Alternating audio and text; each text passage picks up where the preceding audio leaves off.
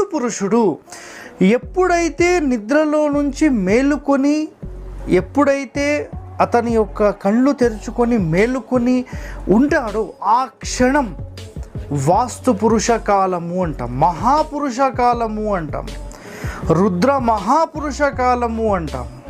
కాలపురుషుడు, మహాపురుషుడు, వాస్తు పురుషుడు, ఇవన్నీ కూడా వాటికి సంబంధించిన రిమైనింగ్ నేమ్స్. అయితే ఈ సమయంలో గనక మీరు మీ ఇంటిని మొదలు పెడితే, అంటే ఆ తవ్వడం కార్యక్రమం మొదలు పెడితే, దానికి మించిన ముహూర్తం ఇంకొకటి లేదు. ఇది కేవలం సూర్య సిద్ధాంతంలో దీనికి సంబంధించిన పూర్తి వివరణ అనేది ఉంటుంది. మయాన్ మహర్షి ఎన్నో వందల సంవత్సరాలు తన యొక్క మేధస్సుని ఉపయోగించి ఈ గ్రహాల కదలికలు ఎలా ఉన్నాయి, ఎట్లా మార్పులు చెందుతున్నాయి, ఈ వాస్తు పురుషుడు